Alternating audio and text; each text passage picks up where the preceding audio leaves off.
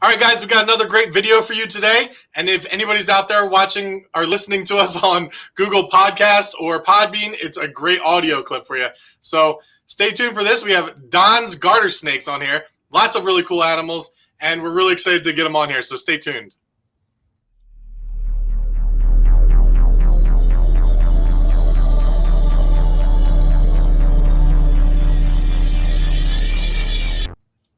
All right.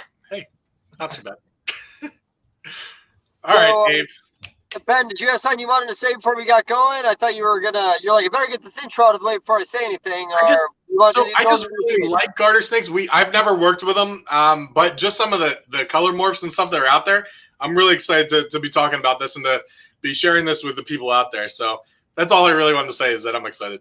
Okay, so is that gonna be part of the podcast, or are we gonna edit that out? Yeah, no, that's on there. It's in there. There forever. Like a little girl here, just woohoo. Ooh, okay. Well, you know what? I'm in the same boat as Ben. I talked to you a little bit on the phone yesterday. We kind of talked about the nostalgia of all of us early in the hobby, little kids out in the field catching garter snakes, and now just between the localities and mutations that are constantly popping up in the wild here, I find them more exciting now than ever before. So just like every other podcast, man, I want to hear about the beginning. I want to hear about the childhood getting into it. I want to hear about the teenage years, and I want to hear about the start of the business. Well, I grew up in a little town up in the mountains of Idaho, population of 900, so little. We had wandering garter snakes around and a few of the valley garters. Wanderings are not the most colorful garters, but they're plentiful. I was always catching them as a kid. And in 1980, my freshman year of high school, new school was being built. Shop class was finished in the spring. So I built a 3-foot by 2-foot, snake cage. And mom and dad said, yeah, you can keep a few garter snakes. And that's when it started, the actual keeping. And I had fun, brought in 3 of them. And for years after that, every summer, kids would show up at my door. My mom would answer the door and I go, hey, we caught a garter snake. Can Don have it? She's like, no, he's got enough. So but back then, there wasn't a lot of resources like there are today. I mean, I read all the books in our school library, the town library, ordered up books from Boise just to try and read up on reptiles. And my senior year, I brought my garter snakes to school a couple times to teach some of the elementary kids. And it was fun because my senior year, the hall locker, the combination was you lift the handle, kick the bottom, and it opens. But everybody's afraid to go in my locker because they didn't know what was going to be in there. So I started keeping them, went in the Army, traveled a lot. Had snakes a few times when I got out. I lived in Boise for a few years. Every spring I'd go up to Cascade, catch a couple of females, bring them back, feed them up, watch them give birth, and return everything back. When I ended up in Salt Lake City eventually in 96, I started getting a few more reptiles and then started hearing about the breeding and all that fun stuff. And after my divorce, I started getting into I wanted to work with garter snakes because they were my favorite. And as it took some time, when I got set up, when we bought this house, I was raising 4 kids and, money was tight. So I didn't have a lot of money to put into it. So I had a couple people I worked with and do trades. And over time I kept getting stuff and losing stuff. And when you say losing stuff, stuff dying. Oh, okay. Not like, I'm just picturing you build all these enclosures because you're like, still building your stuff and then you're just getting out. I don't know. They're master escape artists. Yeah, I've heard that. Years ago, I had a little baby albino red-sided garter. And my baby rack was built by me, which does not have good woodworking skills.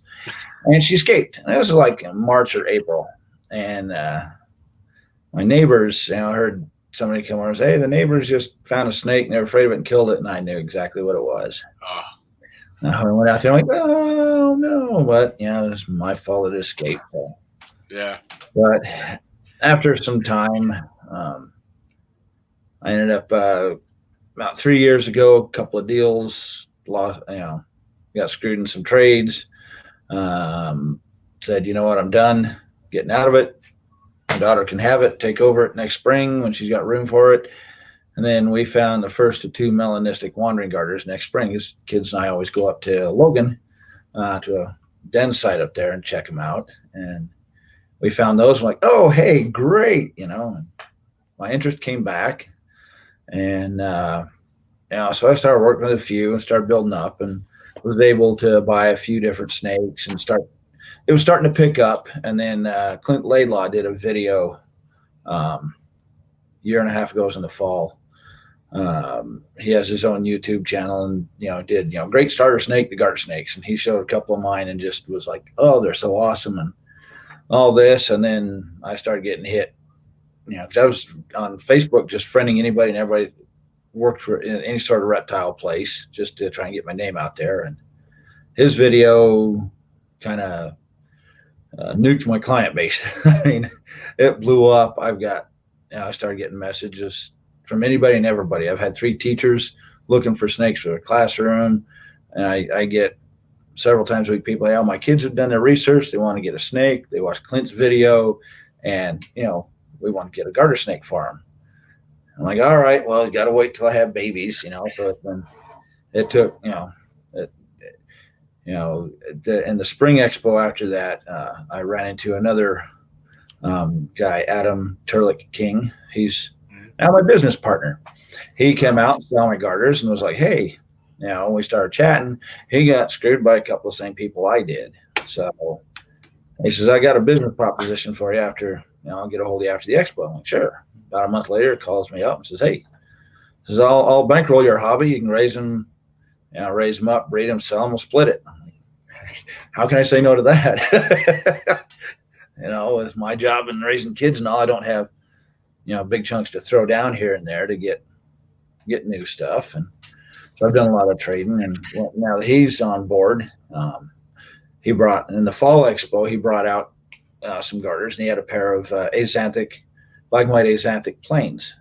So we put them in the display with my other plains garters. And here in Utah, everybody sees just the wanderings that are gray or green, not real colorful. They're going, wow, is that a garter snake? I'm like, can't read the sign, And so we were watching, and the male was crawling all over all the females trying to court them. I tell them, yeah, we should start charging out here because we're putting on shows. And, so expo is over about a month and a half later.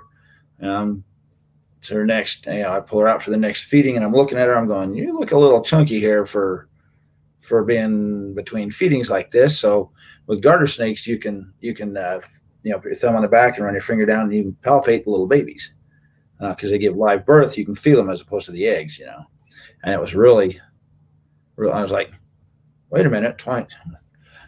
He got busy with her, and we had 12 babies 3 days before Christmas or New Year's. I'm like, awesome.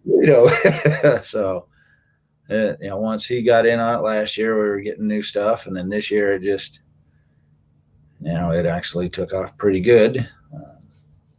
That's great. Cool babies, and now that Dave's done a video, and now this, man, I'm just like, okay. It'll be fun trying to keep up. But I decided, because most reptiles, you feed them up over the summer, the fall, cool them in the winter, breed them in the spring, and have babies. Garters are pretty easy to trick and cool. And I have a nice fridge out here. I rotate different groups through the fridge different times of the year so I can try and have babies year round a little more often because I'm getting requests daily. So that's pretty interesting that you say you trick them. So what temperatures do you have to cool them down, and for how long to get them to kind of brumate and switch on that schedule? Usually I might keep my fridge between around 45 to 50. It works fairly well. Garters are pretty cold tolerant. Last year in the spring, our annual Logan trip, our first garter we found was a valley garter, and it was 41 degrees out. She was out basking. So, but usually 1 to 3 months, depending on the species. The plains garters, I can put them in there for a month, bring them out, and they're like, all right, let's get busy. So, some of the others, the colder ones, the wanderings, the more northern ones, yeah, sometimes 2 to 3 months. Looks good for them. So, and it's just a standard refrigerator. Yep. Oh, nice. Do you keep that in your kitchen, and is it something where people open it up and they're like, oh wait, there's no milk in here? It's behind the garter snake. I have this room I'm in.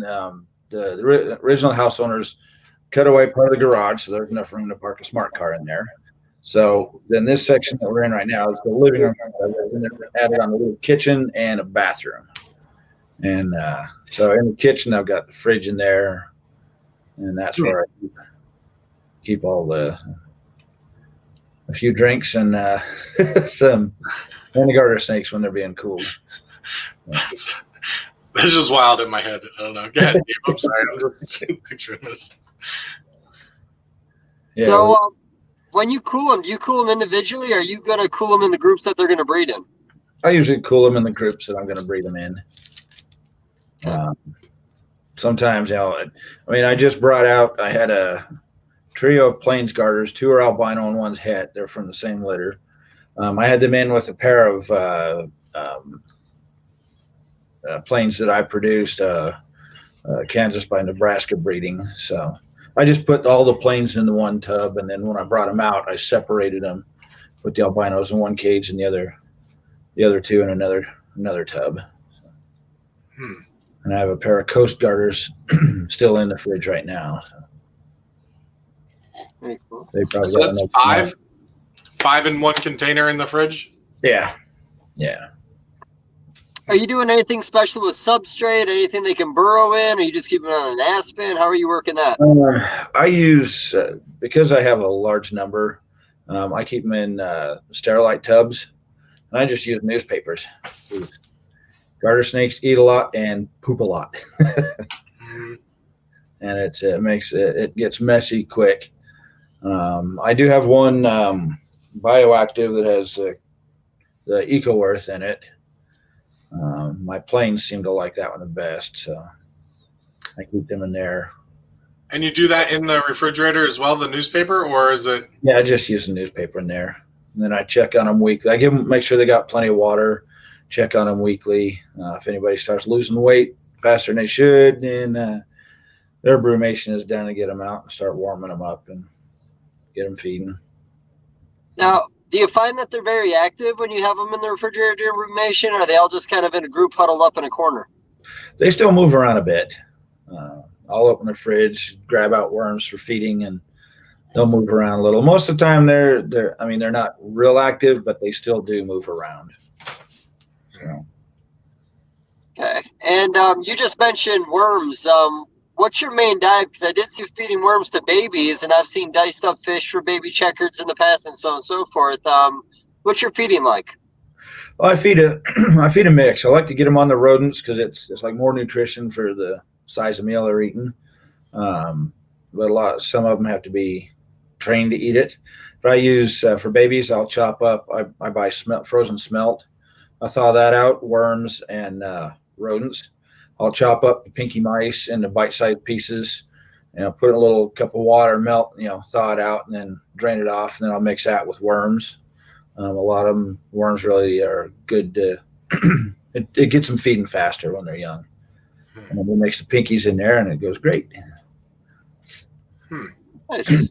Some of them are a little pickier and like worms over the fish, so I got one like that. I just chop up the worm, throw some pinkies in it, mix it up, and then they get the good nutrition in the pinkies, and they love the worms, and then they make a big mess. Yeah, sounds like it. How many meals are you offering a week, or what's your feeding schedule like? I try and feed the babies twice a week and the adults once a week. I give them I save all the the lids off of the sour cream tubs and stuff like that. And then I'll throw the food in on that, I'll spray with water so it doesn't dry out and leave that in there for a couple hours. I usually try and give them about half their body weight, just kind of approximately give them more than I know they'll eat so that they can eat as much as they want. And make sure that there's plenty there for them. And you keep them individually for the most part, or when they're breeding, you keep them together, and do you feed them together when they're together? Yeah, it depends. Most of the time I'll feed them together, but like the planes here and the bioactive, I just put in a paper plate with a pile of food on there and let them go to town. When I've got groups of them together, I like to make sure that I chop the food into bite-sized pieces so that less chance of food fights.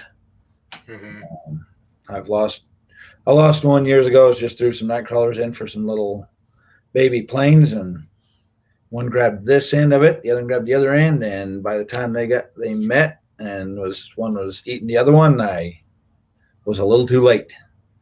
I'm like, oh well, got to keep a better eye on them. So that's why I just like the litters. I'll keep the litters together when they're born. I'll chop up all the food and give them a big old plate full of it and just let them go to town. Bite size. That's a good tip. Yeah. And in your bioactive, when you notice your females are gravid, are you still just leaving them in there to have their babies, or are you taking them out, let them have their babies in a separate tub so you can keep an eye on things and not struggle to find them when it's time? Once they get close to within a couple weeks or so of giving birth, and I move them out to their own tub. That way I know what babies I got here and all that. So just keep them separate. That way they're not burying themselves in substrate and then find them later dried out in the bottom or something. Right. So now, what mutation? I know you said you found the melanistic, which was kind of like a big turning point, really kind of got you pulled back in again, and the partnership helped out a lot. Do you have any other mutations in your collection you're pretty excited about right now? And have you mixed anything with the melanistic group? Well, my melanistic passed away this winter. So I've just got normal wanderings. There is a guy who produced some T-positive albinos this year, but he's not parting with any of them. So I've been trying to get the melanistic Easterns. That's my favorite, but we have a few good morphs here we're working on. I got a new one that I introduced on Dave's show. The albino checker was basically the first mutation for the garter snake hobby. It was found around the late 90s or so. Hasn't been a lot of outcrossing in the hobby either. So this year we picked up a group of het granite. They were super pastel het granites with one granite. So we're excited. We actually bred them and had some babies, but another guy out in Texas contacted me, and he picked up some checkers from there's a guy named Josh Foley, found a melanistic checkered. And it was basically black with a little bit of background and black belly, black head. And he bred it with with a normal one. And then I believe he said that this one passed away, but this guy got three, a boy and two girls, got a nice trio, got them up to breeding size. And when they popped this year, he was like, oh, okay, now that they popped out and proved out. And he's like, yeah, he contacted me and said, I don't know much about raising babies, pay for shipping. I got some from both litters. And these melanistic checkered, I've got two. I've got an actual pair of the visuals, and then I've got two pair of the hets left. And they vary in coloring and all that, but that one, the male is really doing well. I can't wait to get him to breeding size because my albino girl is waiting for somebody, and she's big. Everybody wants albinos, but now I'm wanting to. This will produce a big litter of hets, and then I'm going to hold back, maybe sell a pair or two out of that litter, and then hopefully we'll see if it turns out if I can produce snows, or we'll see what it comes out to be. So I know with like the Easterns, if you cross the anthristic and the albinos, then breed the babies, you produce snows, which are were basically kind of white, or in the plains. But in the eastern, they had a melanistic crossed with the albino, and it produced, they called it a dirty snow because it was actually kind of a brown. It didn't totally clear up all the melanin. So they were kind of neat looking, but a lot of those are gone now. But I can grab that little male real quick. Yes, please. I'm trying to see. Dave, I'll be honest, I don't know a ton about garters. I mean, I see lots of pictures and I'm like, oh man, that looks cool, or oh man, and I obviously garters are like everywhere in the country, but to see like some cool morphs and to actually start to understand some of the stuff is fun. No, I agree. That's why we're doing this, honestly. Yeah. Put them on the big screen so we get the full experience. There we go. Fun part with garter snakes around here, most people see the wandering. They don't realize that between Mexico, Canada, and the United States, all up in Nova Scotia, there's about 100 species and subspecies of garter snakes. And here we have the melanistic checkered. And they don't like to hold still. No, of course not.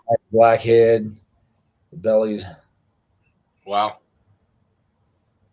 Just real dark.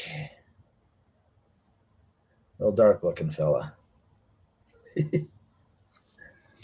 That's pretty cool. This. It's backwards. It's like in a mirror, so everybody always like moving the wrong. Yeah. It takes a minute to get used to, but that looks good. There's a good shot of him. Black tongue. I mean, he's. Yeah, it's cool. He's really doing well. He's still probably got about 4 months till he's breeding size. Males don't have to be near as big as the females. Okay. And he's starting to eat really good. So, I mean, we get him going. Or what age do they usually hit sexual maturity? You can have males can hit it at 6 months. They go by size, basically. Females, you want, depending on the species, usually you want around 18 inches at least. But I've caught wandering garters that have been like 16 inches and pop out a litter of 8 or 10. And some of the species are smaller. So it's basically, I like to make sure the girls, I want to make around 16, 18 inches at least, preferably bigger, but a lot of times they're ready. Sometimes they'll go off feed during the fall anyhow on their own.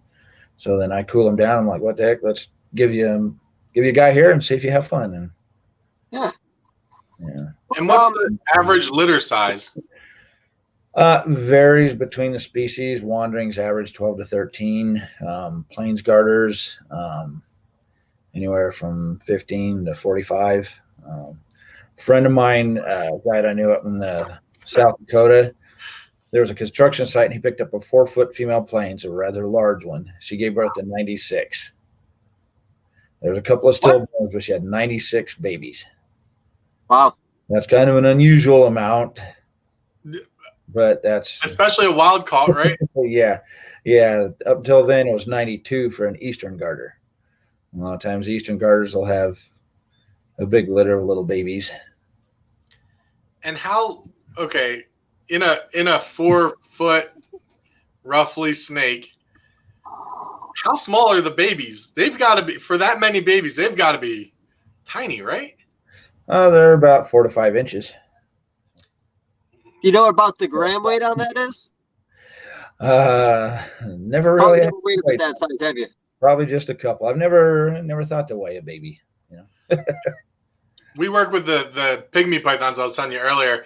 They only have, kind of like most pythons, smaller pythons, between 2 and 6, 8, maybe.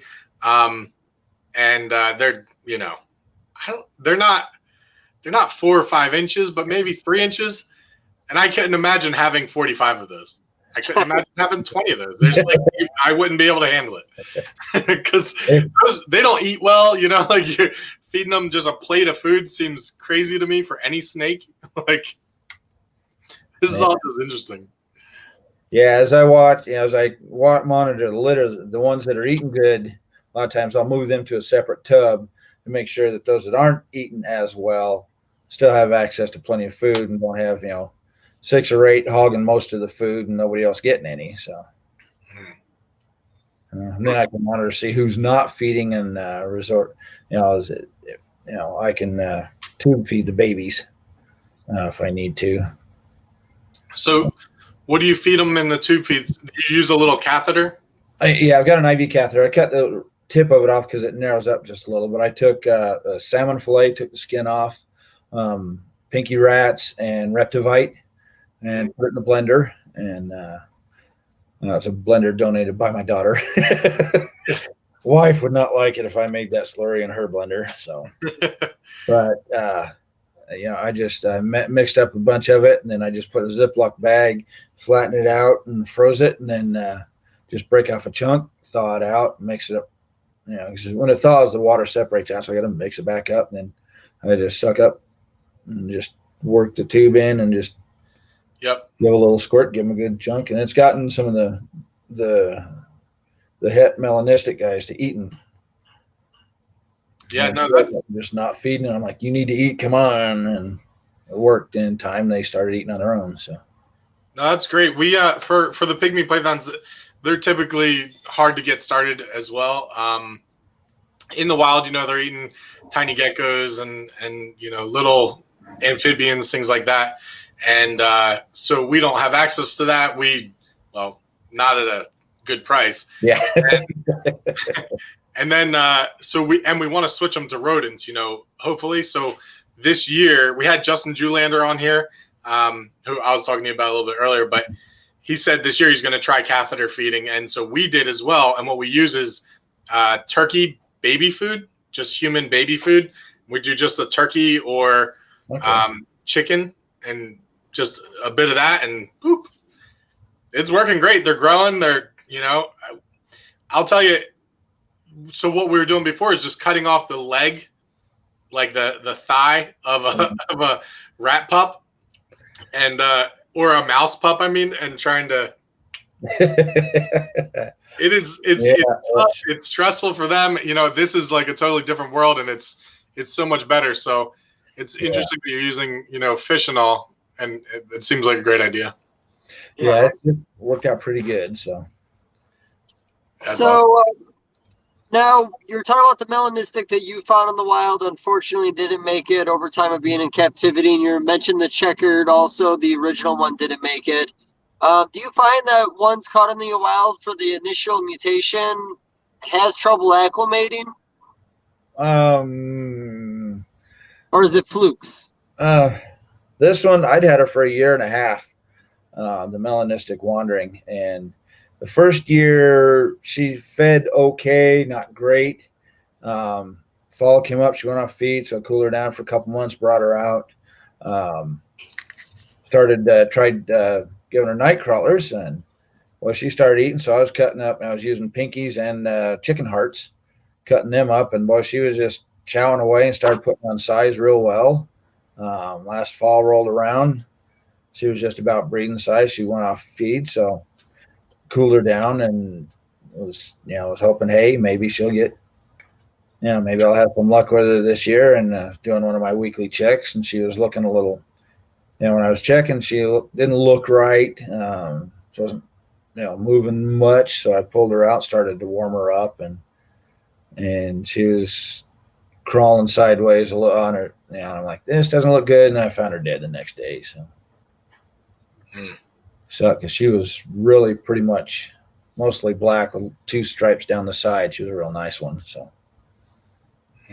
went up there this year, couldn't find a one. Didn't find as many normal ones this year. Do you typically take collect from the wild?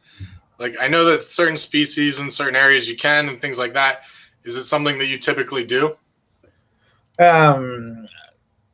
With last year's increased interest, I went out and because I traded off my big female breeder wandering last year, along with a couple of males.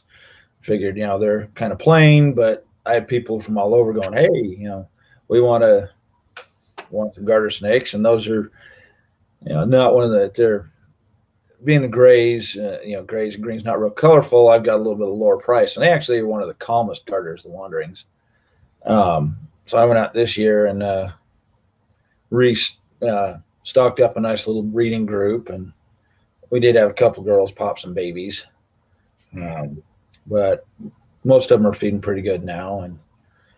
And with people from YouTube saying, "Hey, we saw Clint's video. We want to get our kid a snake." Yeah, they don't want to go and put $300 or $400 down on a garter snake that could end up, kids lose interest in a couple of weeks, like kids do. So I want to have some like normal plains, normal wandering, the valley garters, some that are not, not the higher end morphs and stuff, so that people, because I had the black and white axanthic, the ones that bred at the expo.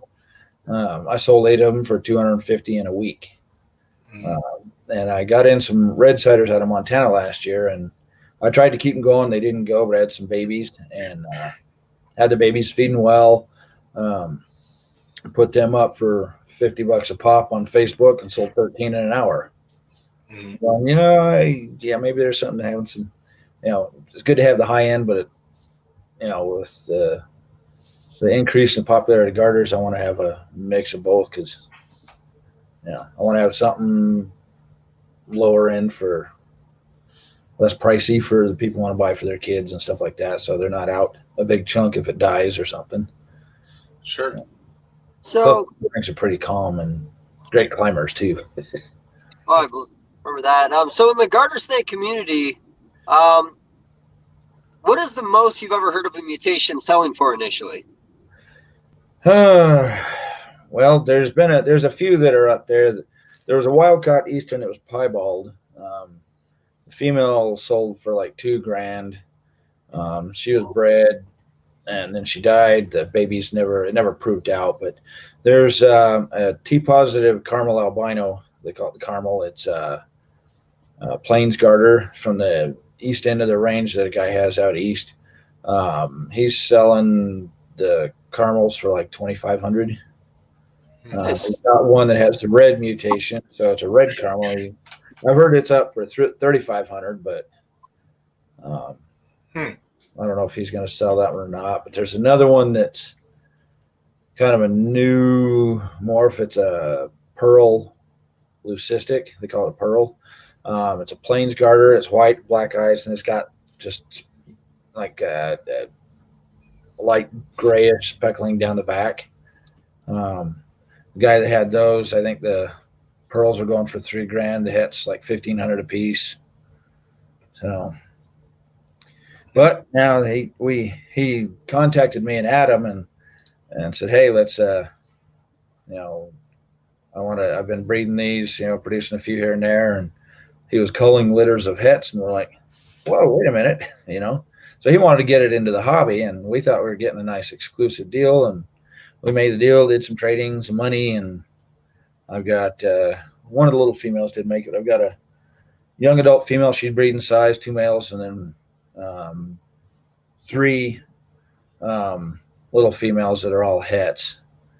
And now 2 of my friends in the garter hobby popped up with pairs, and my friend Misty was actually able to get. We tried to get the leucistic from him, but he's like, "No, we're not going to part with it." And then she ends up conning him into it somehow. And I'm like, that's going to be an exciting one. Maybe we can produce them.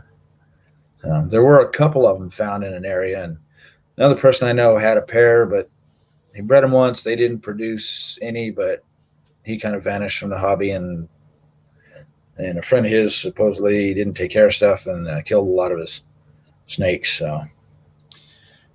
So if I can ask, can you show us like a couple of if you wanted to get somebody into garter snakes, like for ball pythons, when people are like, "Oh, I don't like snakes," I show them like a banana ball python. I'm like, "Oh, this is really cool. It looks great."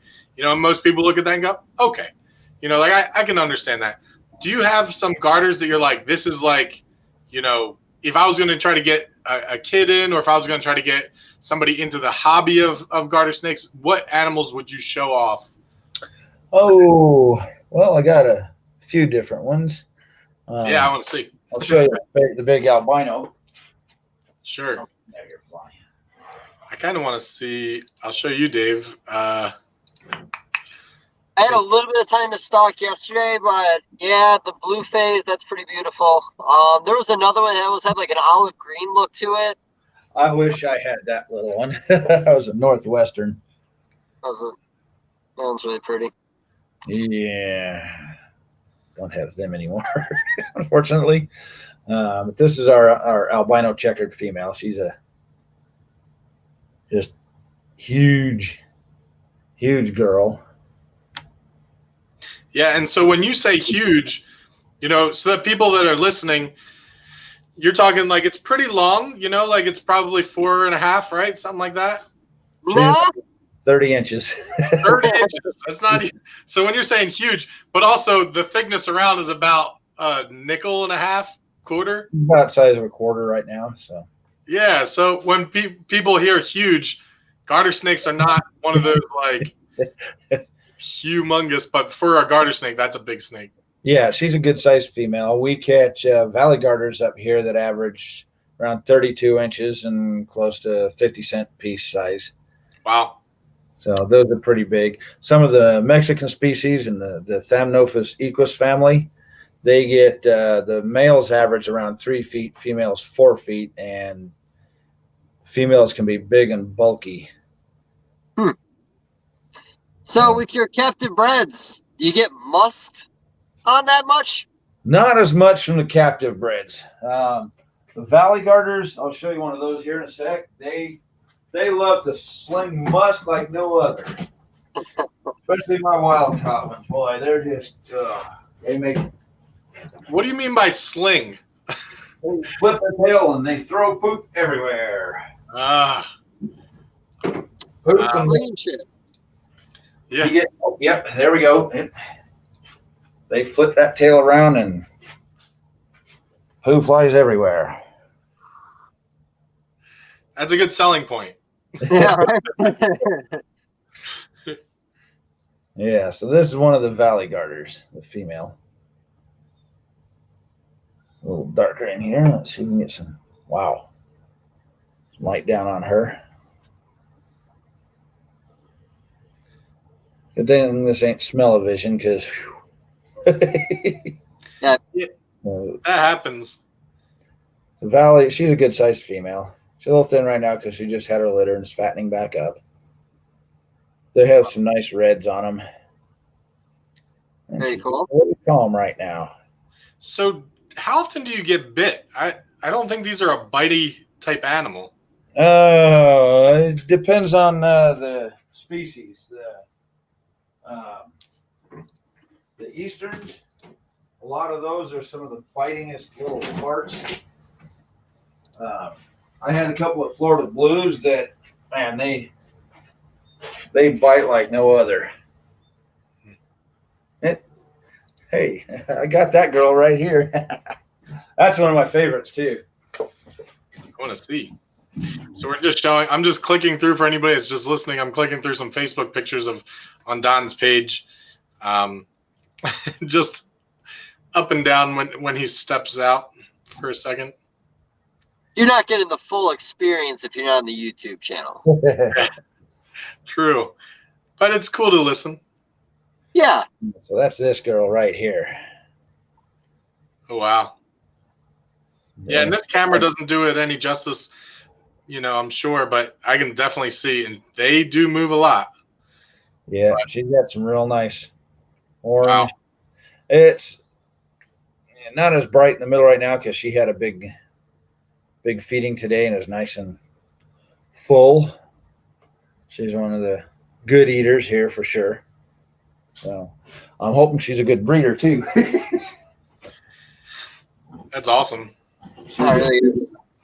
She just came out of cooling last week. Let's see. Oh man. I'll pull up another one. You have to enlarge the shit out of that thing. Enlarge it? Can you zoom in a little? I mean, I don't know. Yeah, we get some cranky ones. That's a little red-sided, looks like. Yeah, and this is one of the Lake Chapala garters, the Thamnophis equus. Geez, now I forgot the line. So Lake Chapala, this is a 2-year-old girl. She's not quite breeding size yet, but you can see how thick and chunky she is. Yeah. A real big head on her. She looks really cool. So what makes her not breeding size? Just because of her species, she should be a little bigger, or? Yeah, because she just these females usually got to be 2 to 3 feet before they'll breed.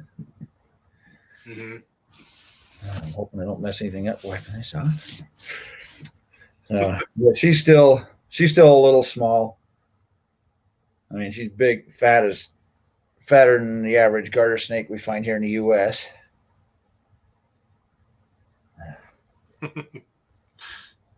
But she's got some nice blue on her side. I think she's getting ready to shed too, so it's not as doesn't show as well. Yeah, her eyes are getting cloudy. So Still cool. That head are just huge. I think in any reptile hobby, people appreciate the really, really dark, like closest to black snakes or lizards, and then closest to white, or a solid color. I think those are always going to be doing well. So, and is that one that you would find in the wild, that color? Yeah, yeah, definitely. That's just a normal coloration for them. They're kind of hard to find because they're only around Lake Chapala in Mexico. There's a number of those that are those Thanophysequus that are just found around certain lakes down there. Where is it? But with the garter snakes, the most popular are the blue ones. Everybody just loves the blue snakes. Yep. And this is it. This is the one that everybody loves the most. This is the California red cider. Oh yeah. The first time that I saw one of those, like a really good picture on Facebook, is the time that I said, "Oh, garters. I should probably get into garters." Like that was the snake. Yeah, they're a little more blue than others. But yeah, a friend of mine's son, we were showing him reptile pictures, and he's all like, we're like, pick a color, and he's all like, I want red and blue, and that's what I went and found the best picture of, and showed him one of those, and he didn't even think it was real. It was so cool looking. Yeah. There's some real neon blue ones out there too. So ours is she's average. The male's a little less, but new gene lines with the male too. So that's one thing that's been lacking out here with the garter snakes is being outcrossed. So when you breed those to try to increase, obviously you're trying to increase that coloration. Do you line breed them, or is it something where you have to outcross to different color morphs? Or the line breeding works. Do a bit of line breeding. Bring out the good colors. Okay. Like the blue ones, try and keep those together, and then eventually you want to outcross here and there to keep the genes strong. But we do. There's a bit of line breeding done with garters, especially with all the recessive genes. Very cool. So again, like I said right from the start, there's a bit of a nostalgia with these guys because, again, we caught them all as kids. Everyone, I think, even if you're not into reptiles, has seen them or at least caught one. And, with you guys having so many more colors popping up in your community, I can really see these guys catching on even more than they are. We talked the other day, you said, it's a very small breeding pool right now of, established breeders in the industry. And, like I said, there's been many times in the past where I've gawked at a bunch of pictures, talked about buying them, and then didn't.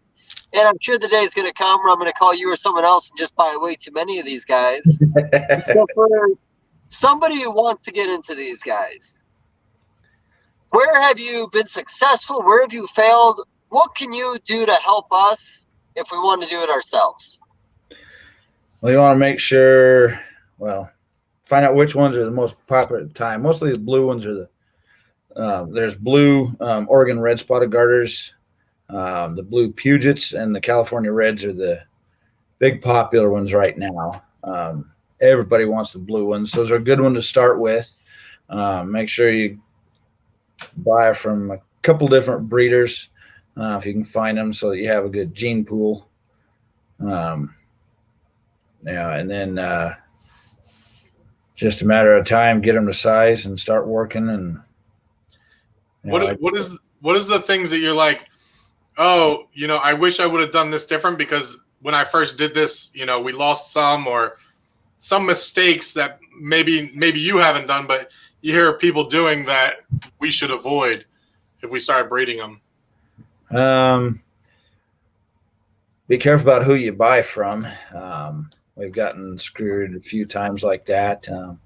We picked up some baby garters, probably 2 litters, and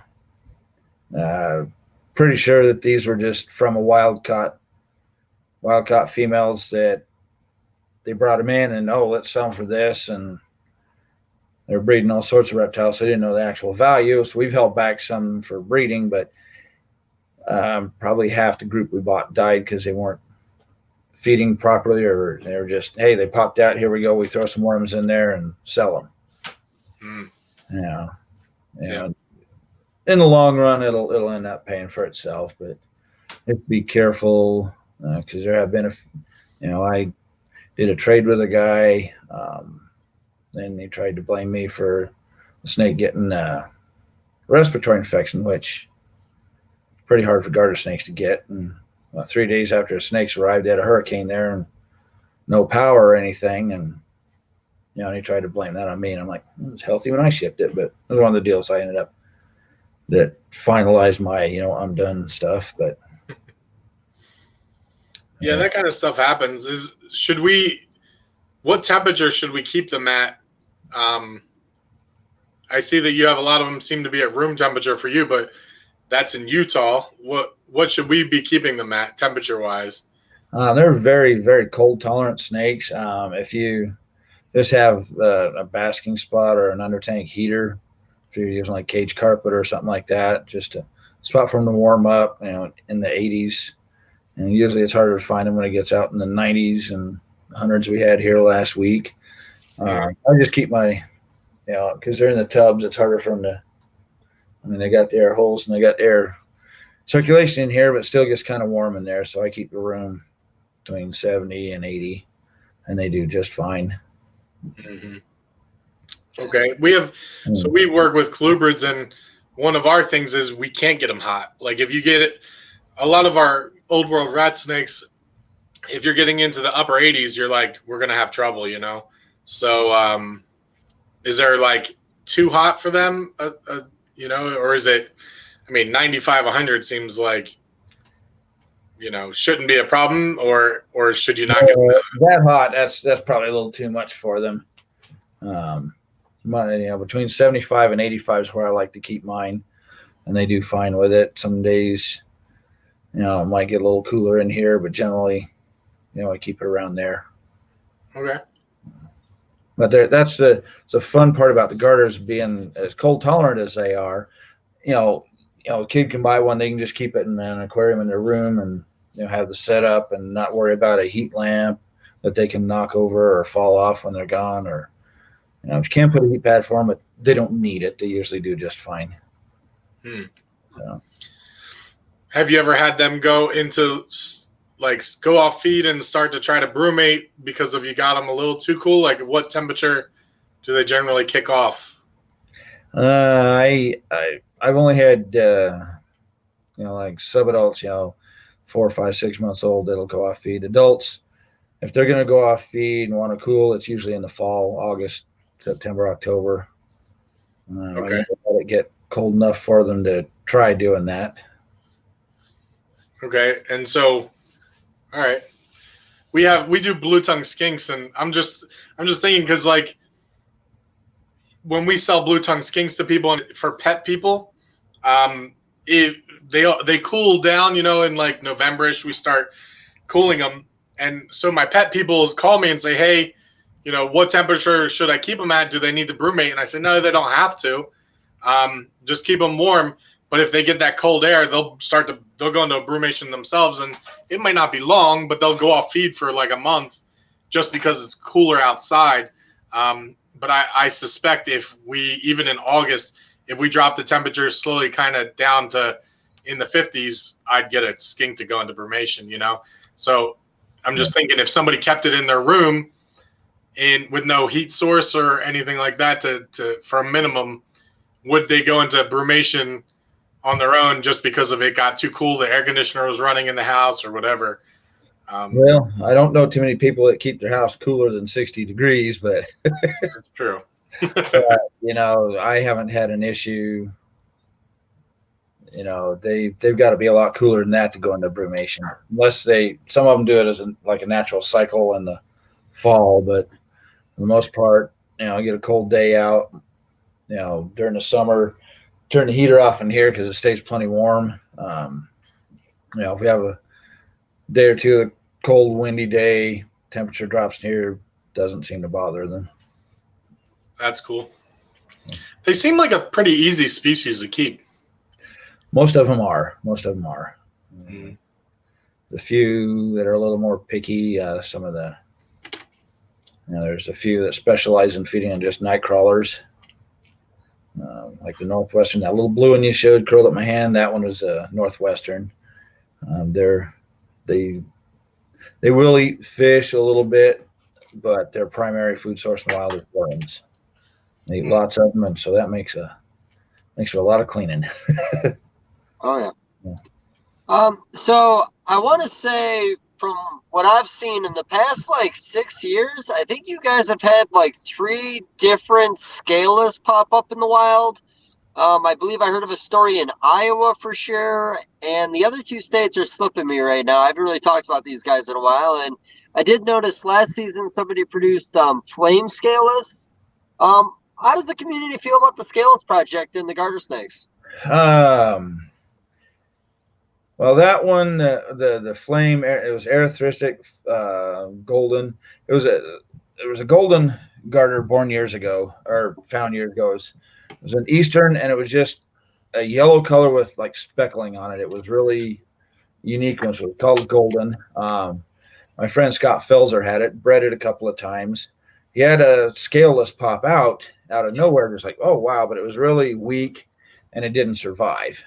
And he ended up selling his stuff and getting out of the hobby. But a friend of mine, Jeff Benford, picked it up, and he'd bred it with erythristic, golden, and albino, and a pair of the hets ended up producing all of those and scaleless. And it was just, I saw those pictures, I'm like, wow, they're pretty neat. He was going to keep them. He's kept them all because he wants to see how they turn out when they get older. And I wanted some heads, but he hasn't sold anything like that. Most of the people are interested in it. There's also a scaleless plains garter that Jeff Benford's working with a guy that has that male. He doesn't pop up very often. He produces some crazy stuff, and then we don't see him for 2 years. And then he shows this, and then he's gone. And it's like, all right, Jeff, I've known you for a long time. Get some of that out here. Share the good stuff, And then last summer there was a scaleless wandering garter found up in Colorado. Yeah. And everybody was trying to get that. And, it's because it was a wild caught, he couldn't sell it. So he's kept it. I've been in contact with him and said, hey, look, I can send some females up. He's pretty sure it's a boy. I said, I can send some females up, put them together, let them breed, split them. Let's get that into the hobby. And he sounded interested. We just waiting for it to get to breeding size. Last time I saw a picture it's basically black and white too. So it's kind of, yeah. If it's not like a axanthic or something also. But, so Ben, if you don't mind, as we're talking about this, there should be some pictures on Google or anything like that you could bring up with these guys. Very unique looking animal. The one thing that I found extremely peculiar about it was the pattern. They almost had polka dots instead of the striping in the scaleless form. And I've seen quite a few scaleless animals like you said, the Colorado one. I've seen the one in Iowa. You said you saw the one that popped up in the collection. I know there's one other, and they're all exactly the same compared to having any striping. It's just these awesome little polka dot patterns.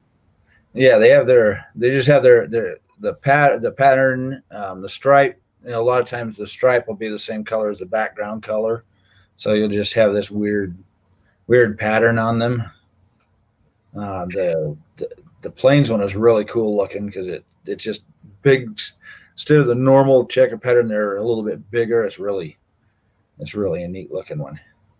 Really wild. Yeah. So now I know I do follow a few pages for garter snakes on Facebook. Do you have any pages you'd recommend that's a really good source for anybody kind of want to see what's going on in the community? Oh, let's see. My friend Brett Dunn is just joined us. He's coming up with a lot of neat stuff. He's getting the money somewhere to get some good ones. My friend Rob Shea's kind of getting out of it for a bit. He's had some really nice, the Chapalas, Lake Chapalas that he's had are really cool. Just neon blue on the sides, real nice. But he's due to job stuff and all, that didn't work out good. He's parting with a few things while he starts his new job. Hopefully, I haven't heard from him, but trying to think of who else. Got several websites up, but he's gotten out of it. It sounds like you lose a lot of people. Are these just some people that had been in it for a very long time, or do you find that it's hard to keep people around the community? There's been a few that have come and gone, but some of the stuff they did was kind of shady. Scott, he was just in it for a long time, and summer he got out. You know, he called up. We call up and chat over a couple times a year, and he was, he called me in the spring. He says, towards the end of the year, September, October, when you start to get burned out because you've been feeding all the time. You got all these babies you're taking care of, all this. He said, and I said, yeah, I know that feeling. He goes, yeah, I hit that already. Oh, geez, wow. And it was spring. Everybody was still breeding. And a month and a half or so later, he popped up, sold everything, and vanished. He was done. Now the ones that really, there it is. You got the flame, the erythristic, the scaleless. I mean, it's just, they're just so crazy. For the people watching, I just finally found a half decent picture, I think, of the scaleless garter snake. There's a lot of scaleless snakes, obviously, on Google, but not a lot of garters, scaleless garters. No. Those might have been, those are the ones that have been reproduced in captivity. That was the first litter outside of the initial litter, right? Those were, that's it was kind of a weak recessive gene in the golden that he just happened to hit the odds right and produced a bunch of them. And, it was just, that was kind of the first ones that have actually been reproduced from the original scaleless that he had. So, it was from the hets that were offspring from the original golden. The original one that happened to pop out didn't survive, but all the hets and stuff, he had the right mix, and half the litter was scaleless. It was just a surprise. Yeah. Now we're waiting to see. I haven't heard anything back on the Plains if he bred it or not. He just pops up once in a while. So I have a question, slightly different direction. So there's some from other countries. Obviously, you had Mexico and things like that for garters. Do you have issues importing them currently? Is there imports still, or are there? Because I know we have friends that have had issues with their snake farms in Mexico, things like that. Where are you getting them from, and are you having issues with them as a hobby? Maybe not you in particular, but no, actually, a lot of the Mexican species that I've got have been bought from Stephen Bol, B-O-L, over in the Netherlands. He's got a pretty good big website. He's got just a ton of Mexican species, a few American ones, and some of the Canadian flames. And we buy captive bred from him. So there's no problems getting them shipped in from over there. And they're not a CITES animal, right? No. There's only one that's on the CITES list, and that's a San Francisco garter. We can't even touch them in the wild here in the U.S., but back in the 70s, there was a zoo in Ohio that had a group at the zoo. They had a permit to have them, and they seemed to reproduce pretty easily without trying, and they ended up with an excessive number. So they shipped them to Europe. Europe, they got them legally shipped over there, so they breed them like crazy over there, and you can get them there and in Canada, but they can't ship to the U.S. even with the paperwork showing they're bred over there, just because they're highly endangered here and really protected. So kind of sucks. They're nice. It's interesting. Now, is it there a problem with that? Is it habitat? Taking all their habitat away from them? What's going on with them? They have a small range down in California, and just the amount of people just moving out, building, just habitat loss, killing off all the red-legged frogs down there, and that's their main source of food. So they don't go to Starbucks in San Francisco. It's not a. I mean, I'll just everybody goes to Starbucks, right? Hey, but not everyone can afford Starbucks on the regular. Yeah. We're not sponsored by Starbucks or anything, but no, we might have to cut that whole part out for all I know. Yeah. So have you done much traveling and field herping for these guys? Because I know in Ohio, and it's come up a few times in the past, that there's a melanistic colony out there. I think in a town or a city out that way. I haven't had the opportunity to make it myself, but you ever got out of the field? There's a lot of melanistics out around Ohio, around Lake Erie. They're also found up in Canada. Raising a family kind of cuts into my traveling budget. I've gone up to Idaho a couple times, and back to where I grew up, to do some herping, and I want to make a couple trips. One up to Montana, because there's the melanistic wandering garters up there are different than the ones here in Utah. The ones here in Utah have some like tan coloring, like stripes or speckles. The ones in Montana are just solid black. The melanistic easterns have a white patch on their throat. The wanderings have no white at all. There's no patch on the throat, nothing, just solid black eyes, everything. I was planning on going up there, a friend's house, and go do some herping for that, and some red-sided and nice plains garters, but Mother Nature kind of put a damper on that this year with all this COVID stuff. So there's been a lot of canceled trips this year because of it. Yes, yeah, we have. So, but hopefully in the next few years I can get out and go a little farther. I want to do maybe a California trip. Definitely want to try and get out there and find those melanistic easterns. That was the first time I saw those. That was a morph that really got me wanting to say, hey, look, I want to breed these and produce these. It's just this velvety, solid black snake. They're neat. So is mixing species frowned upon in garter snakes? Are there people kind of mixing things up a little bit? It's definitely frowned upon, that we want to keep the genes, because there's so many different subspecies and all that. We want to try and keep our gene lines pure, because we don't want them, somebody to sell a hybrid that's pure this or pure that, and then it messes up what's going on, the genes out here. And I've seen a few hybrids that have been accidentally produced, and they're nothing.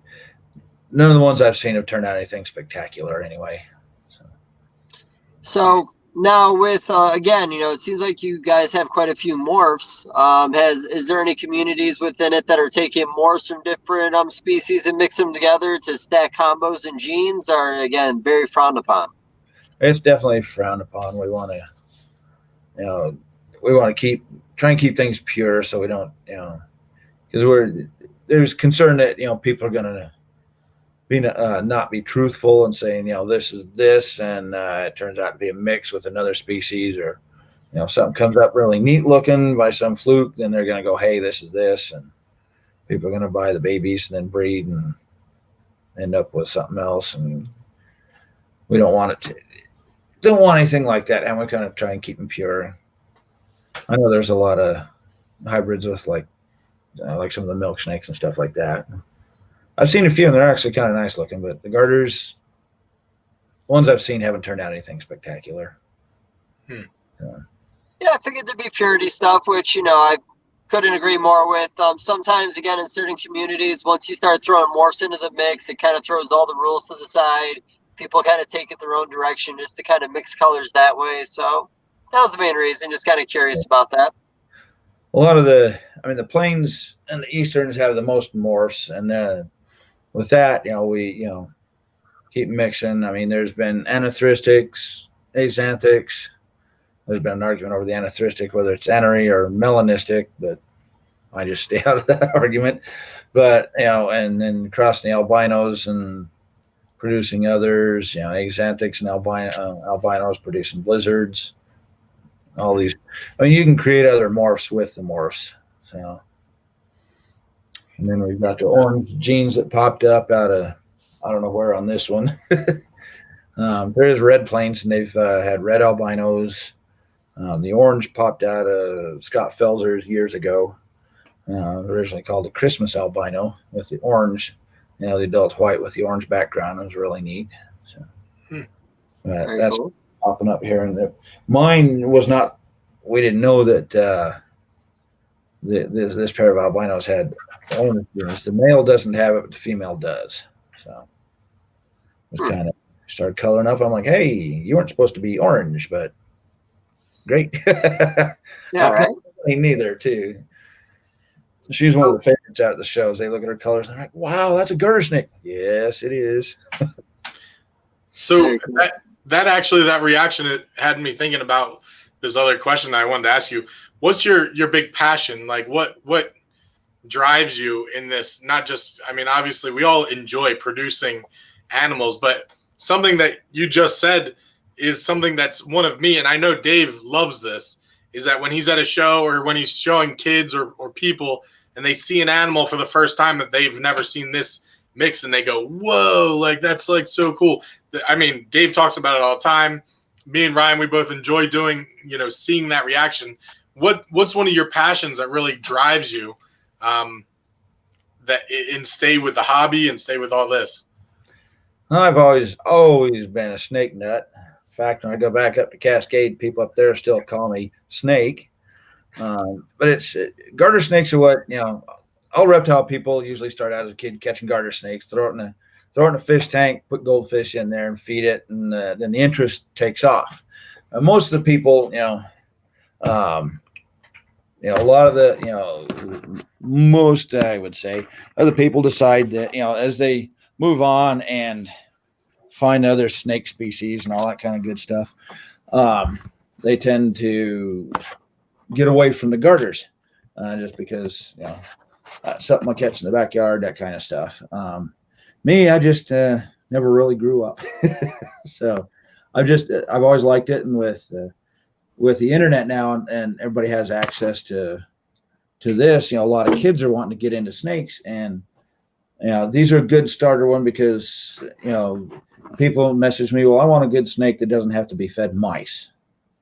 And if I can help more kids, more people get into this hobby, learn more about them, then that's the fun part, For sure.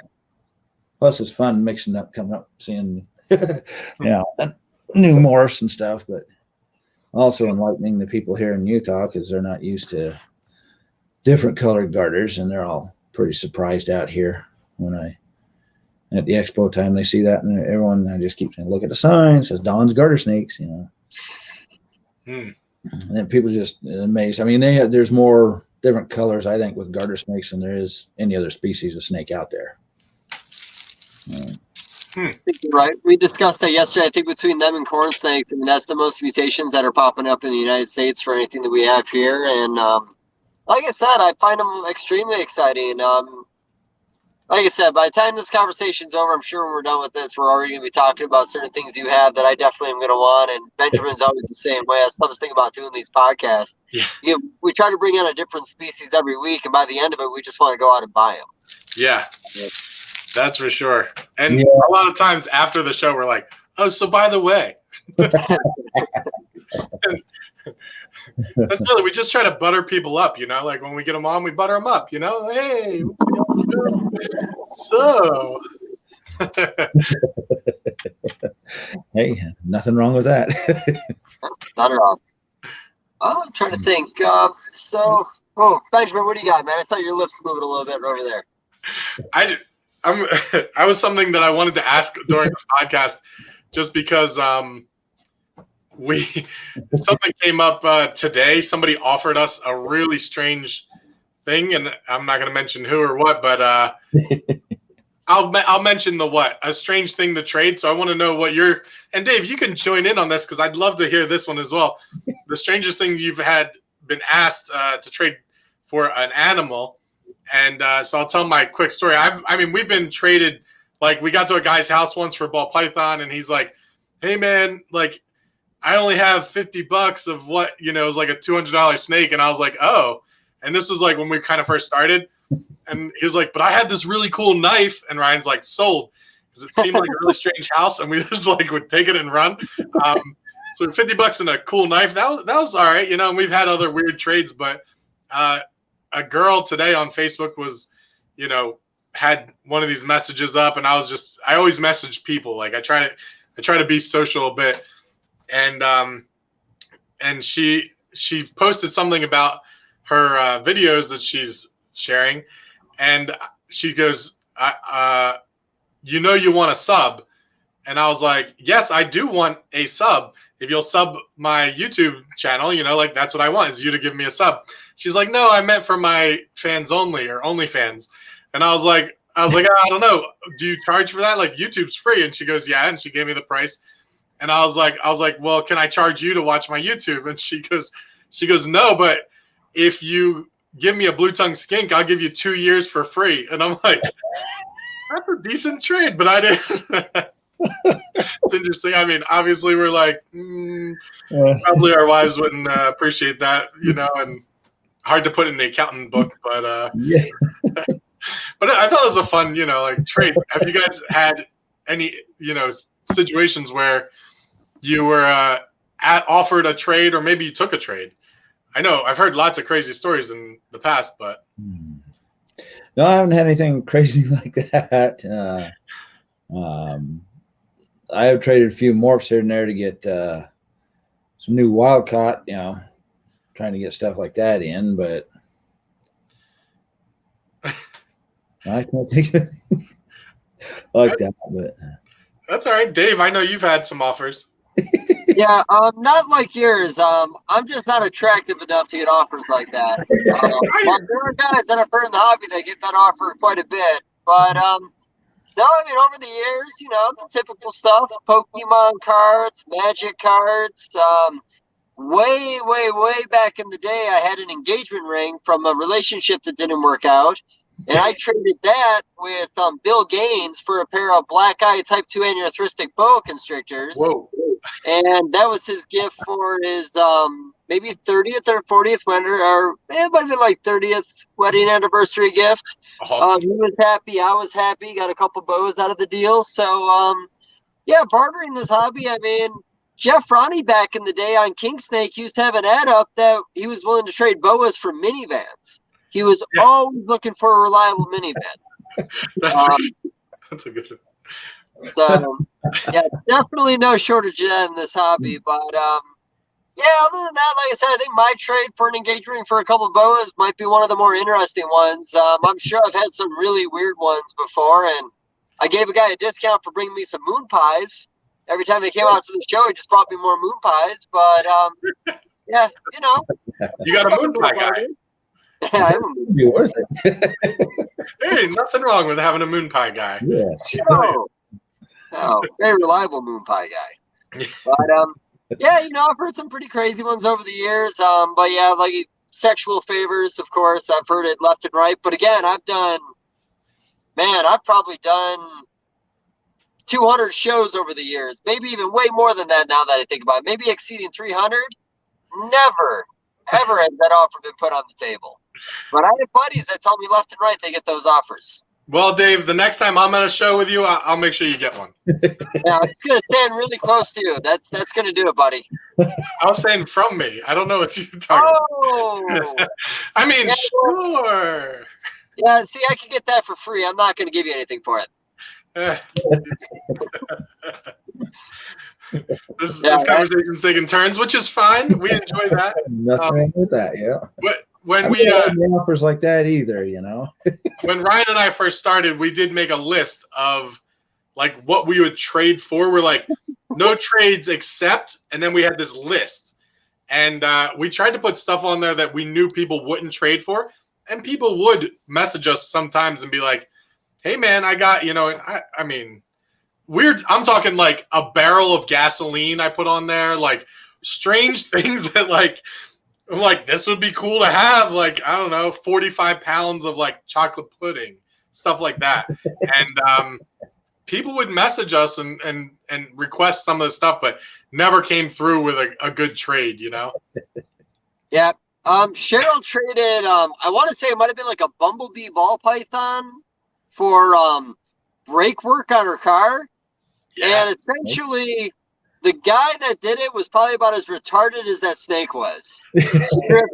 Stripped every single bolt, fucked up everything you could possibly fuck up with it. Like, I just went to go change it out the other day and broke a bolt off in the process.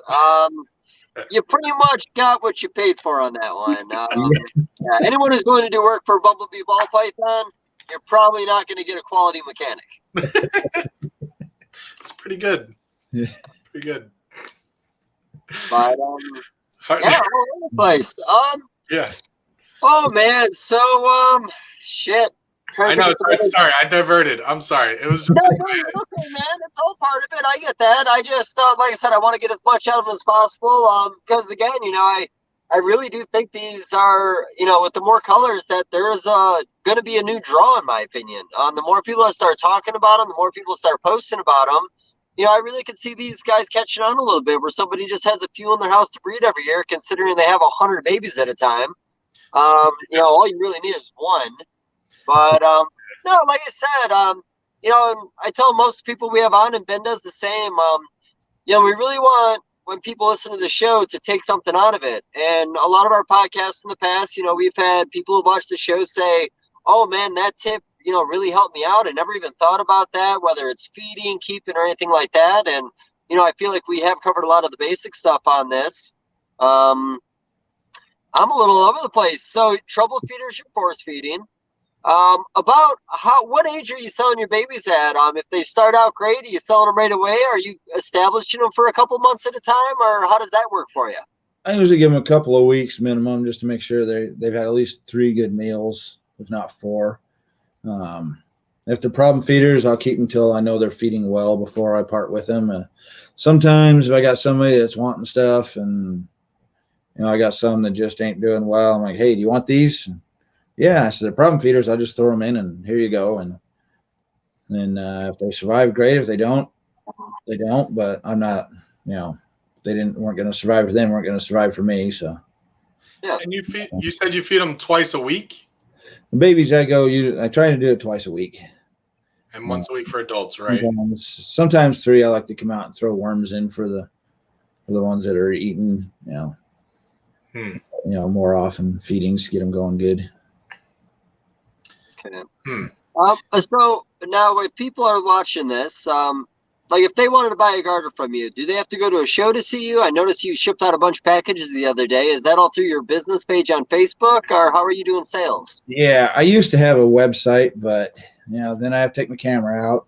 Got to take pictures. I got to sort through the pictures. Then I got to upload, pull up the software and, upload everything to the software. Then upload it to the internet. Facebook and go, picture right here. Hey, baby's born today. Post it right then and there. Facebook's just so much faster. So I do everything through there. People message me through there, and then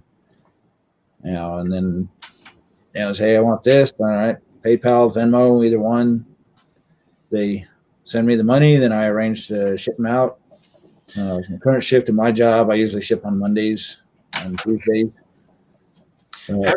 Have you noticed any issues with Facebook? So we're everybody's like, don't say you're selling animals on Facebook, and which is a big deal. And I personally know, we all know people that have gotten their accounts locked out because they're selling animals. And so we all do the same things, like this garter snake needs to be rehomed, or I'm evicting it, or whatever. And so when people are going on, and just to throw it out there to make sure, people aren't, hey, right open on your page, I'd like to buy a snake or whatever, like what have you found any issues with selling off of Facebook? Or I got locked out for a day last summer because I posted, a friend of mine out east had some babies, and I posted something and said, can't message him. They're going for whatever. And they locked me for a day. Oh, you can't sell live animals. Had this page for 10 years. I mean, what's the big deal? You know, so PETA's the big deal, buddy. That's the game changer for us. Yeah, they're exactly right. People are. I won't comment. Other than I belong to my own group of PETA. The people eating tasty animals. Great shirt. I think the first time I ever saw that shirt might have been at a California show. I almost bought it. I should have bought it. Well, I'll just put up pictures of the babies, and people go, "Hey, you got babies?" And I go, "Yeah." And I just people ask, I'll just message them directly and go, "Hey, these are this much," or I try and keep down the the stuff like message for info and things like that that are kind of obvious. People know when they see babies on there, it's like, hey, he's got babies. Let's jump on there. Plus, I've got people messaging me daily. I swear, after Dave Clint Laidlaw's video, I could, if I had the production here, I could sell 50 snakes a week. I mean, it's just nuts how many people are messaging me, and that's going to blow up now with Dave's video, which comes out I think August 15th, and then this, my the client base has been expanded because just doing through Facebook, I would follow, find people, reptile people, and like their pages and send invites, and with Clint's video, it's everybody goes onto YouTube to search for a great starter snake, and Clint's video pops up, and I get, hey, I saw Clint's video. Can we get a garter snake for our daughter or son? Yeah, when I got babies, keep watching. Got some coming, and I'll put pictures and make hints about babies coming and stuff like that, so people know. So there's two sides of this that Dave and I both look at, and that we all look at is, you have the pet side, which we all want to sell people, to the pet side, because that market's huge, and we really enjoy connecting with that market. But then the other side is the breeder side, trying to get people into the hobby to breed, to help, advance the hobby, make a bigger community, get more people involved and excited. So a couple of things that we talk about to help get people involved, because when they say, all right, I'm going to produce a bunch of snakes that are worth $50 each, breeders might be like, I don't know if I want to put in the work for that. So a couple of things that help that are, and I agree with Dave, I think that this market's going to increase, and that, the price of things is going to go up. We see that in other species. So garter snakes, they only have one litter a year, correct? It's not, they don't. Generally, I had 2 of them that double clutched last year. Okay. Double clutch slugs, but they can double clutch. Okay. So it's possible. I don't mean to interrupt you really quick, but what's the gestation period on these guys to be able to double clutch with live birth? Well, it's generally 90 to 120 days. If they're a little warmer, a lot of times they'll go closer to 90. I had one that was 87 days, the black and white Axanthics. I try not to double clutch. Once they have babies, I like to give them a good 3 or 4 months, which would be about the normal time before I put them back in the fridge. And if they don't breed, then fatten them up and give them another shot. Just sounds funny. Put them in the fridge, huh? Yeah, that's just cracks me up. They're right next to the spaghetti, dear. Put them in the fridge and then give them a plate of food. It's Yeah. like to a snake. I'm just like, so how many babies have you produced in one season? This has been my biggest year. The checkered, she had 10 babies. They were super pastels with 3 super pastel granites, 2 litters of valley garters, 17 or 18 each, 2 litters of wanderings, 13 and 18. I've got 2 easterns that are gravid. They're a little smaller, so I'm hoping for about 10 from each. And I just brought out a group of planes, so hopefully they'll have babies later this fall. So maybe I got one more valley that's ready to pop. So okay, so you personally, if I'm doing my quick math right, no jokes, you're like 110 maybe for the year you might hit with the other 4 or 5 that yeah. So, and have you had trouble selling them? No, I've had trouble keeping up with the requests. Exactly. So, and what does that mean? That means 2 things: prices maybe not high enough, maybe whatever. But the second thing is that they're in demand, and that there's a need for more breeders, and that there's room in the hobby. Yeah. So, and they are getting more popular. A lot of pet stores, you'll find people message me, "Hey, do you have northern garters?" I'm going, first of all, northern's not a species. The ones that you see that are northerns in the pet stores are wild-caught, red-sided from Canada. And they're people that have the permits to go and collect certain amounts from areas and sell to the pet stores. So I explained that to them, like, oh, and they're wild-caught, so half the time they don't make it. I had a rescued albino corn. I sent it to a kid, trade for 3 of the northerns, 3 boys, and 2 of them aren't doing well, so they're starting tube feeding this week. So one of them's just eating well, but I'm getting a lot of people messaging me because the garters are so easy to keep. People read up on them. All the pages. There's different pages that have care sheets on them. They're just, you can get a baby a 10-gallon tank with a good lid, and they take off and do real well. And they're because they're so easy, and they're not the big fancy ball pythons. They haven't been as popular, but with all the YouTube and everything now and Facebook, they're catching on, and I'm getting bombarded daily, and I'm enjoying it. Yeah, and I know you made the ball python reference. The thing is with this hobby right now, though, it is growing. It is growing fast, and people are, there are quite a few people that get into it just for ball pythons. But with Dave's videos and podcasts, everything out there, really what's happening right now is we're exposing more people to the hobby, letting people know the hobby even exists. Even me, I've been a diehard reptile kid my entire life. And it wasn't until I was like 17, 18 years old that I even knew about the mutations and the breeding and the shows and all that. Like, this was all foreign to me, but I had been keeping animals since I was old enough to catch them. So, there's just so much exposure right now that, the hobby's growing, and people aren't just getting into one thing. They get in and they find something, a niche, something they're interested in, and they pursue it. There's a person I've been talking to recently, and they've been talking about garter snakes, and they're sending pictures and all that, and that really piqued my interest, made me want to talk about them more. And then I saw the Dave post with you, and I was like, you know what, let's do this. So yeah, like Ben's saying, you got a good demand for an animal right now. It's an animal that can be very easy to keep, and it's something that everybody knows.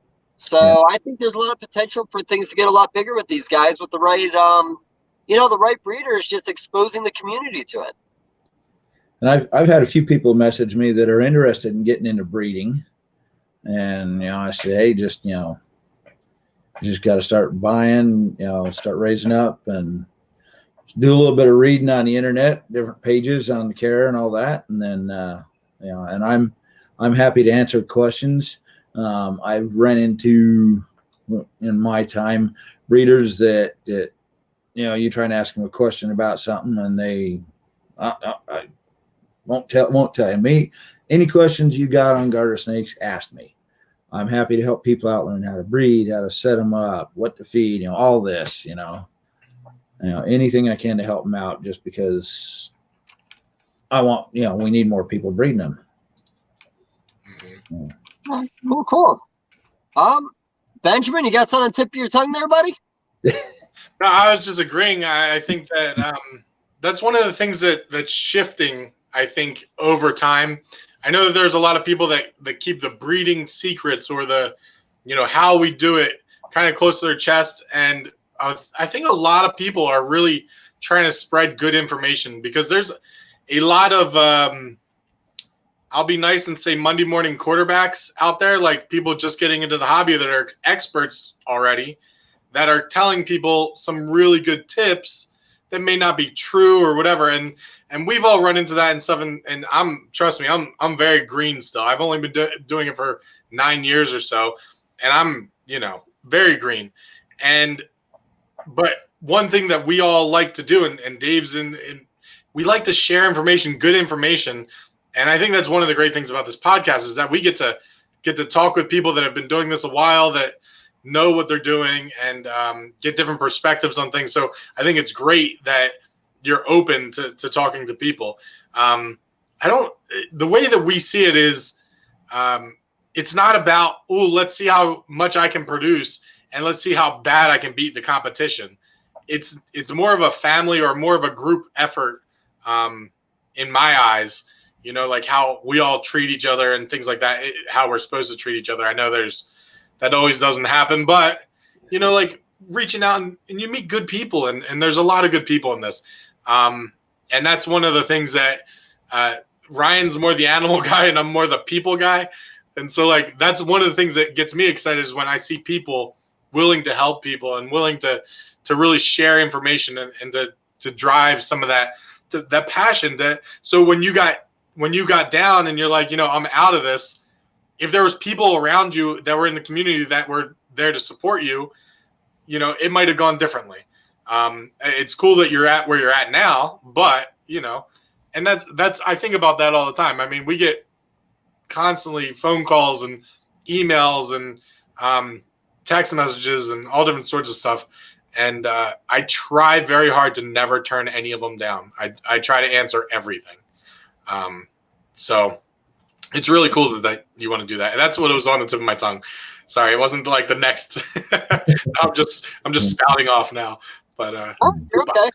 I was on a forum years ago, and wife used to tease me about it. But I signed up when it first started, and with a bunch of the early people, there's some really good, knowledgeable people. I had a lot of experience with garters. And after a couple of years, all the new people joining, coming on here, and then somebody go buy a pair of albino checkers and breed them once, and then all of a sudden they're the expert and know it all. And it's like, got tired of the drama. So, you know what? I go check it out maybe once a year and look at it and go, yeah, it ain't worth it. All the ones that had the years of experience and learned a lot of stuff the hard way, we just were like done with it. I get that. I mean, that's what I like about Facebook. You can treat it like a magazine. Just look at the pictures. You don't have to read shit if you don't want to deal with it. But no, yeah, like I said, I really think I really think they have a chance to start really taking off. And I know there is a small community looking at it. And, generally, I do believe you guys are going to start expanding into a bigger community very soon. I hope so. I mean, they're a fun snake and definitely my favorite. And, yeah, there's a few of us. I have a friend, Misty, in Idaho, is trying to get into the breeding, get her group going. And, I've been, happy to help anybody and everybody that wants to breed. So. Cool. Dave, what's going on over there? It's getting kind of dark. Oh, it's getting dark. It's getting dark earlier, man. It's, we're not at the long hours like we used to be. And these spotlights just aren't doing it. I'm just a silhouette over here.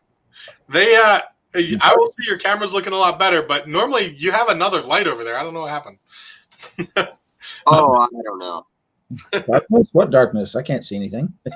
It's like one of those unsolved mystery things where they bring people on, but you can't see their face. They got a fucked up voice. Yeah. But Mustache sticking out there. yeah, you can still see the mustache. That's all that's Yeah. mattering right now. I got that silhouette going on. My only attribute. But yeah, honestly, oh, go ahead, Ben. I had two more topics I wanted to bring up Oh, before. go ahead. That's good. I don't want to. So one thing is, let's talk shows. So what do you think is now like? Are you guys doing shows right now, Don? Or I mean, obviously you don't have a lot for sale currently, but you said that you go to shows. What is your outlook on shows, and have you been having any shows in the area where you're at? The Wasatch Reptile Expo has been going on here in Salt Lake since like '98. I've been to every show. I was a vendor a couple times with someone else, and then I don't know if you guys ever watched the show Infested. Yeah. Do you ever see the one with the garter snakes in the house in Idaho? I don't know about that one, but yeah, go on. Yeah. If you ever see that one, every one of those snakes was mine. My daughter and I, we went up to Idaho. They Discovery Channel or Animal Planet ship, brought us up there. We spent the day wrangling snakes and for that show.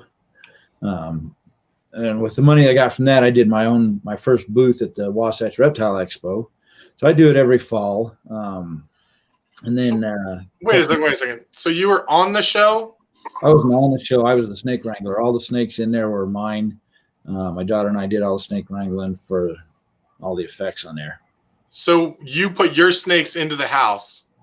We're mostly outside filming around the house. But those are your snakes. They're plants. They weren't infested. The house wasn't infested. No, they picked a house in Shelley, Idaho. The actual house is in Rexburg. So it was a recreation. Shelley, it was a recreation, yeah. Okay. And when they were done, I disagreed because they tried to say they could smell the musk through the lead pipes. And I'm like, anybody that knows anything about lead, nothing gets through lead. I don't care how much musk you run through the lead pipe, you're not going to smell it. And then they show it. They set up and we filmed them crawling through like an attic. And I'm like,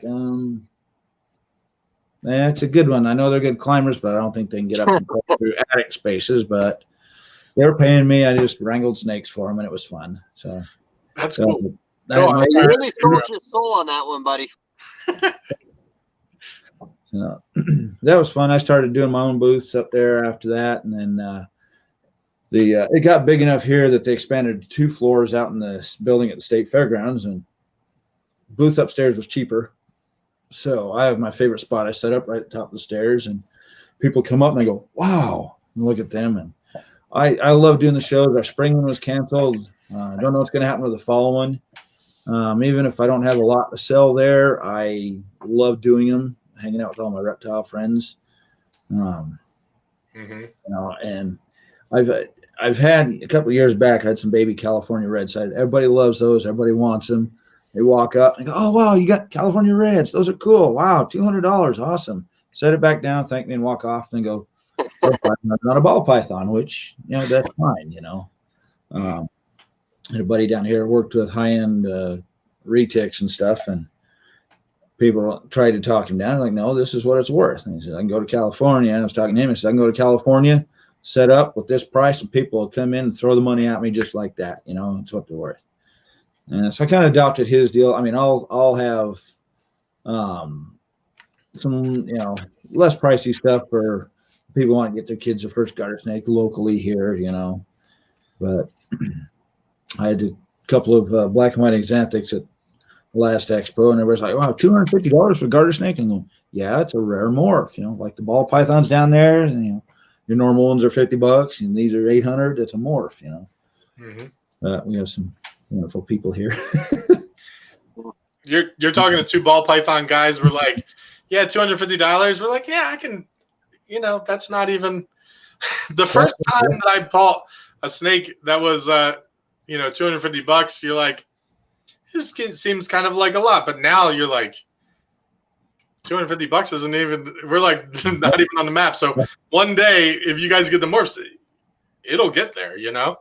Yeah, some of the morphs I'm working with, like what I'm hoping is this black and white, this melanistic checkered, I'm going to breed with my albino, and so it'll be, the babies should all be normals, het for both. I'm going to hold back most of the litter, feed them up real well. I might part with 1 or 2 pairs, and I would probably put them up for like 1,500, which is kind of unheard of, but with this new stuff, I'm sure I might be some people popping up going, okay, take my money, I think that really is the deal, though. We put in our time, we put in our effort, we put in our money, and we deserve to create this, a market for something. So there's that side of it that you're like, I think that it's worth it to me, because if it's less than that, I don't want to sell it. Like, I can rebreed it or whatever. But on the other side of that is when people start seeing that people will buy them at that price, they get interested. I'll tell you, the first snake, I even said the banana ball python, but I've said this before. What got me into breeding ball pythons, because I wasn't a snake guy. Ryan took me to a show, and we saw ball pythons, bananas, selling for $25,000.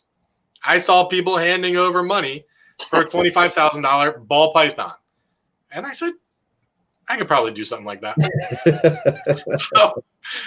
So it's not until you actually create a market for the garter snakes that, that it'll be there. I think that's a great idea. I think you should do that. Well, and it also proves legitimacy to it. If you produce what you're saying, you came out and only charged a few $100s, it takes all legitimacy away from your projects. And I think I can't remember exactly how Graziani said it, but the first one to spend that $1,500 is crazy. The second guy who spends it's an investor. Once you can show that multiple people are willing to get involved in it, it's not just a fluke when that one person comes out looking to spend that money. So I think, honestly, your price point is completely fair, considering some of the price you said of some of the other ones, and it's different. It's new. Mm-hmm. Yep. So, no, I think it's fair. I think it's great. Yeah, I'm excited. I can't wait to breed the offspring and see what, what we get out of those, like snows and all that. I'm definitely excited to see that. Yeah. Something way new out here. Yeah, it'd be really interesting because, we talked about it too, and we had this discussion last week. Typically when you put a dark pigment or a black into your albino form, you're going to make really nice whites. But sometimes, depending on what the underneath color is, like we were talking about blue-tongued skinks last week, the melanistic blue-tongued skink in Australia bred to the albino and then bred back to each other actually makes an animal with a vibrant orange color to it. But mainly because what Ben said last week, the melanistic has like an undertone color. The skin color is a little different. And you're getting a lot more of that in the albino form. So the right lineage of melanistic could actually bring out a lot of color in the albino form once you stumble across the right lineage. Mm-hmm. Yeah, that'd be cool. Yeah. Fingers crossed. Yes. That are just line breeded 100 times till eventually you have color. I think there's been a little too much of that done, but so I'm hoping to help with that too. So, which is good. Very cool. Yeah. The second topic I wanted to bring up. So Dave started to bring this up, and then we didn't really get into a lot. So, what was the most? I want to talk more about herping, because you go out, you collect. You've been out, in your area looking for snakes. You've said most of your life, right? So, what's the most exciting thing you found that you were looking for? I know that you said the melanistics. Was that the most exciting thing you found? That's the most exciting I found now. Everywhere I go, especially when I was in the Army, I always go critter hunting. I was out. Driven some guys out to Camp Bullis outside San Antonio to go jump out of airplanes and have their fun. And so I parked my truck, walking around just looking for critters. And I happened to find a little Texas blind snake crawling along the side of a building. I was pretty excited over that. It's not something you see every day. But my favorite one, I didn't find it, but I was in 5th grade. We had a big overnight, birthday party, camp out at a friend's house outside of town. And towards the evening, a couple of the dads got together and they went fishing. We were playing around in the water. And I can still picture in my mind that stainless steel bucket. We caught 2 wandering garter snakes and probably both big females. But I remember one of them being solid white with black eyes. And we had no idea back then. That was early 70s or mid 70s, and no clue what we had there. I just wish I would find that one's offspring. Big, especially one to survive to adulthood is pretty rare. Generally, you find the albinos that are found are young ones because they stand out in nature and get picked off. But we do find morphs that are found that are adults. But I would love to find another one of those again. That thing, I can, no idea back then what we had. Just a garter snake. Throw it back. No, I mean, mutations as a whole, I don't think really until the albino Burmese python, this hobby, no one ever paid attention to anything. And I'm sure there's a lot of things that have slipped through the cracks over the years. And like you said, with stuff found in nature, there's always 2 things. Like even in modern day, some herpers will go out and they'll find a mutation and they'll take pictures of it and they'll let it go. And, for each their own. And there's other people that might take it home if they see potential in it. I don't think only for financial gain, but, things like that, not that they shouldn't be in the wild. And if it makes it to adulthood, clearly it could thrive. But it's always a torn thing for me, honestly, because, I think we found a calico water snake last year and we let it go. No big deal. Because, again, who the fuck wants a water snake? So to put an animal through that kind of stress, take it home, start a breeding project for something that, really isn't very big in the trade, just didn't really seem to make sense to us. And, I'll be honest, if I found a garter snake, I'd probably hold on to it. And I know in the state of Missouri, I think there was I don't know if it was a T negative or a T positive albino, but I just saw something on the Herpers page within the past month or something. And I'll send you the pictures if you haven't seen it yet. But, it popped up. And I remember last year somebody found 2 mutations, I think in the same area. And I think he said one ended up passing. But, garter snakes just seem to be popping up left and right. I follow all the Herper pages, and it's amazing how often you see a mutation pop up for garter snakes.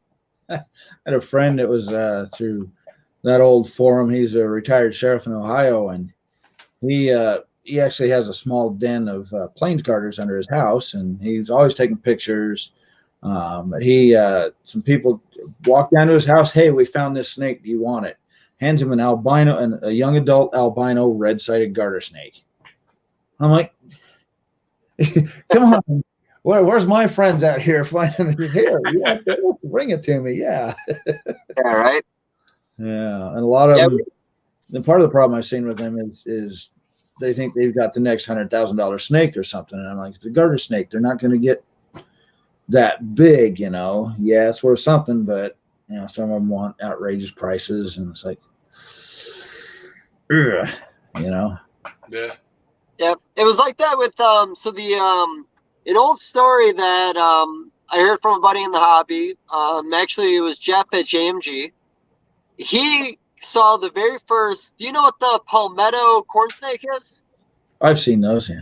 All right, really wild-looking corn snake mutation. But he had saw it for the first time as an adult male at a South Carolina show on a table, and if I remember the description right, empty table, no tablecloth, 10-gallon aquarium, screen top, and a brick on top of it with this palmetto.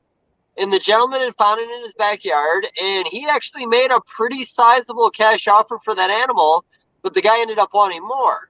And I forgot who that ended up going to, and, that's where all the palmettos came from. But, like you said, some people find something in their backyard and they think it's worth $1 million, but, there's a lot that goes into this. You got to get it to breed the first time. You got to make sure it thrives in captivity. Yeah. It might not even be a mutation, like you said with the pied that was found. Somebody found a pied, charged a bunch of money. Someone put in the time, and it never even reproduced a pied again. Yeah. So, it's spending a lot of money and taking a lot of risks for something that may never even work out. So not every species is worth $1 million when you find one in the wild. Yeah. That's great. I just love some of the natural colors of the garters. Some of those are pretty darn nice. I got some really nice Kansas red-sided garters that are just turning out screaming. Well, that's one more thing that I really love about garters. Put mutations to the side and start talking about all these different species and the different color variations you can get in the wild. That in itself could be a breeding project. You don't have to focus on your albinos or trying to make your snows or melanistics. Just working on the different species in itself could be a great time. Yeah.